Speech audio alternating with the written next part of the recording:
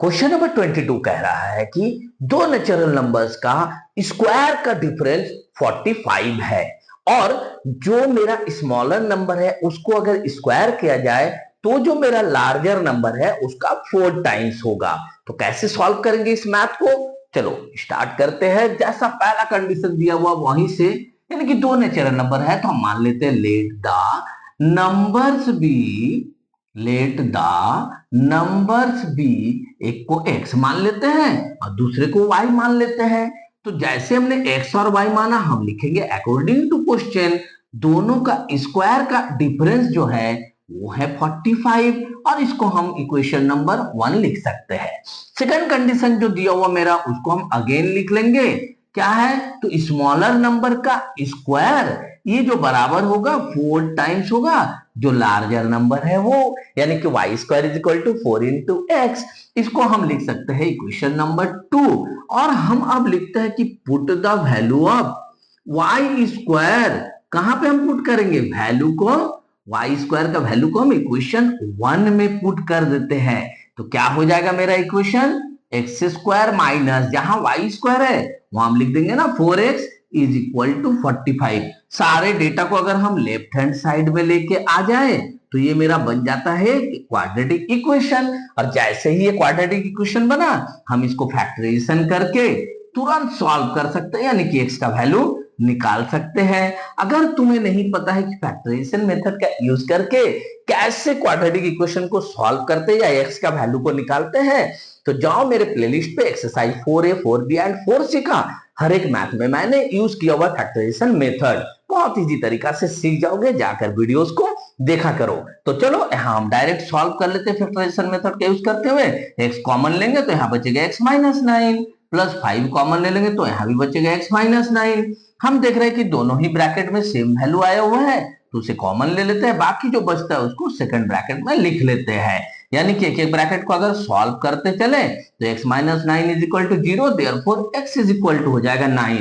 Again हम दूसरा bracket वाले को भी तो सॉल्व करेंगे ना, तो दूसरे ब्रैकेट में है मेरा x plus 5 is equal to 0, यानी कि x is equal to minus 5 होगा। बट माइनस 5 को हम आंसर के रूप में कंसिडर नहीं करेंगे। क्यों नहीं करेंगे? तो क्वेश्चन में ही दिया हुआ है ना कि नेचुरल नंबर चाहिए दोनों, और माइनस नेचुरल नंबर नहीं होता है, यानी कि x का वैल्यू हो जाएगा 9। Now put the value of x in equation 2। Put the value of x in equation 2। वहां पे अगर हम वैल्यू पुट कर दे तो क्या हो जाएगा, y square is equal to 4 into 9, therefore y square is equal to 36, therefore y is equal to under root 36, यानी कि y का वैल्यू निकल गया 6। तो हम लिख सकते हैं देयरफॉर द नंबर्स, दोनों नंबर निकल गया ना हमारा, तो आंसर में लिख देंगे द नंबर्स आर, x का वैल्यू 9 निकला है एंड y का वैल्यू 6 निकला है, यही मेरा आंसर। तो जो कंडीशन दिया हुआ है ये दोनों नंबर उसको फुलफिल कर रहा है। बहुत इजी मैथ था बट क्वेश्चन को घुमा फिरा के दिया हुआ है, इसीलिए मैंने थंबनेल में लगाया था। दिमाग है तभी समझ पाओगे। तो चलो क्वेश्चन नंबर 23 को देखते हैं वो किस तरह से दिमाग भिड़ाने से बनेगा। क्वेश्चन नंबर 23 बहुत इजी क्वेश्चन है बट थोड़ा सा समझना पड़ेगा दिमाग भिड़ा के। क्या बोल रहा है क्वेश्चन, पहला 3 कंसेक्यूटिव पॉजिटिव इंटीजर्स, ऐसा है कि पहला का स्क्वायर और बाकी दोनों का प्रोडक्ट यानी मल्टीप्लिकेशन का सम अगर करेंगे तो रिजल्ट आना चाहिए 46। तो कैसे स्टार्ट करेंगे मैथ को, एकदम पॉजिटिव इंटीजर्स से। तो लेट द कंसेक्यूटिव, कंसेक्यूटिव का क्या मतलब है, कंसेक्यूटिव मतलब लगातार, तो consecutive positive integers is equal to, पहला को x बोलेंगे तो दूसरा क्या हो जाएगा मेरा x प्लस 1 और तीसरा क्या हो जाएगा x plus 2। Consecutive positive integers का मतलब लगातार 3 नंबर है। मान लेते हैं अगर पहला मेरा 8 हुआ तो दूसरा क्या होगा 8 प्लस 1 यानी 9, तीसरा क्या होगा 8 प्लस 2 यानी 10। तो देखो 8 9 10, ये हमने जस्ट एक एग्जांपल दिया। तो चलो मैथ को अकॉर्डिंग टू क्वेश्चन स्टार्ट करते हैं। अकॉर्डिंग टू क्वेश्चन मेरा मैथ में दे दिया है, पहला का जो स्क्वायर होगा और उसको सम करेंगे बाकी दोनों के प्रोडक्ट के साथ, यानी कि दोनों का मल्टीप्लिकेशन करेंगे। तो फिर रिजल्ट आना चाहिए 46। तो चलो x निकाल के देखते हैं। तो उससे पहले ब्रैकेट वाले को सॉल्व कर लेंगे। इसको अगर हम लोग सॉल्व करेंगे तो x square plus 3x plus 2 is equal to 46 आएगा। यानी कि इसको अगर प्लस किया जाए तो 2x स्क्वायर हो जाएगा प्लस 3x और 46 को इधर लाएंगे तो -44 इज इक्वल टू 0। यानी कि इसको हम फैक्टराइजेशन मेथड का यूज करके सॉल्व करेंगे तो क्या आता है 44 इंटू 2 यानी 88। 88 को हम ऐसा क्या करें कि 3x आ जाए। तो इसके लिए मुझे फैक्टराइजेशन करना पड़ेगा 88 का। तो जैसे हम 88 का फैक्टराइजेशन करेंगे 2 से 44, 2 से 22 एंड 2 से 11। अगर देखो यहाँ 8 ले ले और 11 ले ले तो फिर इजिली ये 3 आता है। यानी कि अगर हम कहते हैं -8x और प्लस 11x ले ले तो प्लस 3x आ जाता है। यानी कि यहां से हम अगर 2x को कॉमन ले ले तो यहाँ बचता है x -4 प्लस यहाँ 11 को कॉमन ले ले तो यहाँ बचता है x -4। दोनों ही ब्रैकेट की चीजें सेम है तो x -4 को हमने कॉमन ले लिया। बाकी जो बचा है उसको हम दूसरे ब्रैकेट में कर लिया।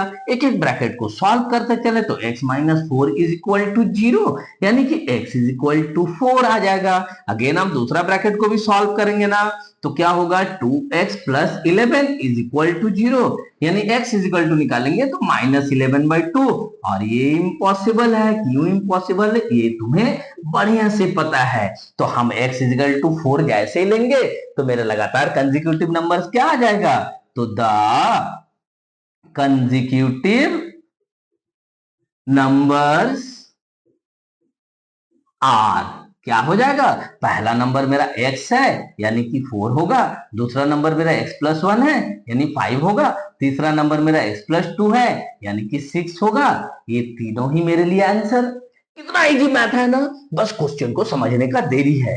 तो क्वेश्चन को अगर हम समझ लेंगे अपना दिमाग का सही यूज करते हुए मैथ को सही सॉल्यूशन बनाते हुए सॉल्व कर लेंगे। तो उम्मीद है कि बहुत कुछ सीख रहे हो इस चैनल से। अगर ऐसा है तो वीडियोस को लाइक करो, कमेंट में थम्स अप दो और चैनल को सब्सक्राइब करो क्योंकि मैं हर रोज तुम्हारे लिए इस तरह का मैथ अपलोड करके देता हूं और उसका नोटिफिकेशन तुम तक पहुंचना चाहिए। चलो नेक्स्ट क्वेश्चन और इस वीडियो का लास्ट क्वेश्चन नंबर 24 को फटाफट सॉल्व कर लेते हैं। क्वेश्चन नंबर 24 बोल रहा है एक 2 डिजिट नंबर है जो अपना ही जो डिजिट्स है उनको सम करने पर उसका जो है 4 टाइम्स हो जाता है और अगर उनका मल्टीप्लाई किया जाए तो उसका 2 टाइम्स होता है। तो सबसे पहले हम क्या करेंगे 2 डिजिट्स नंबर को ही मान लेंगे कि let 2 digit number is equal to 10x plus y। अगर हमने नंबर को 10x प्लस y माना है मतलब वंस का डिजिट y है और टेंस का डिजिट x है यानी दोनों डिजिट है। अब हम लोग आते हैं अकॉर्डिंग टू क्वेश्चन। तो अकॉर्डिंग टू क्वेश्चन बोलो ये जो नंबर होगा 10x प्लस y ये तब इक्वल टू होगा जब इन दोनों डिजिट्स का सम को 4 टाइम्स कर दिया जाए। यानी कि हम कह सकते हैं 10x plus y is equal to 4x plus 4y। सारे डेटाओं को अगर हम लेफ्ट हैंड साइड में लेके आ जाए तो हो जाएगा 6x minus 3y is equal to 0। यानी कि यहां से अगर हम 3 कॉमन ले लें तो मेरे पास बचता है 2x minus y is equal to 0 यानी कि 2x minus y is equal to 0। इसको हम मान लेते हैं इक्वेशन नंबर 1। एक सेकंड कंडीशन भी दिया है ना अगेन एंड एक दूसरा कंडीशन क्या है कि 10x plus y is equal to 2 times होगा इन दोनों का प्रोडक्ट का। यानी कि जो दोनों डिजिट है मेरा x और y उनको प्रोडक्ट करके उसका दुगना होगा। तो हम इसको भी लिख सकते हैं 10x plus y is equal to 2xy। अब जरा यहाँ पे ध्यान से देखो इक्वेशन 1 और इसको नाम देते हैं इक्वेशन 2। दोनों को अगर हम सम करें तो क्या होगा करके देखते हैं बाय एडिंग इक्वेशन 1 एंड 2। तो इक्वेशन 1 एंड 2 को ऐड करने के लिए दोनों को लिख लेते हैं 2x minus y is equal to 0 और ये है तुम्हारा 10x plus y is equal to 2xy। हम सम कर रहे हैं तो कोई भी सिंबल चेंज नहीं होगा जो जैसा है देखो प्लस माइनस वाई है तो कट गया। यहाँ पे क्या बचा 12x इज इक्वल टू इधर बचा 2xy। अगर हम ध्यान से देखें तो y is equal to 12x by 2x, x x यहाँ कैंसिल हो जाता है, यानी कि y का वैल्यू निकल जाता है 6। जैसे ही y का वैल्यू 6 निकल गया, हम इक्वेशन 1 में y का वैल्यू को पुट कर देते हैं। तो put the value of y, put the value of y in equation 1। Equation 1 क्या है हमारा? तो है 2x minus y is equal to 0। Therefore 2x minus y की जगह पर 6 रखेंगे इज इक्वल टू 0। इसे अगर हम सॉल्व कर ले तो 2x इज इक्वल टू 6 हो जाएगा, यानी कि x is equal to 6 by 2 is equal to 3। Therefore the number क्या हो जाएगा? Number is equal to 10x plus y, यानी कि 10 इंटू 3 प्लस वाई का वैल्यू जो अपना निकला था 6, उसको पुट कर देंगे, यानी कि 30 प्लस 6 यानी 36। यही तो मेरा रिजल्ट है, आंसर है।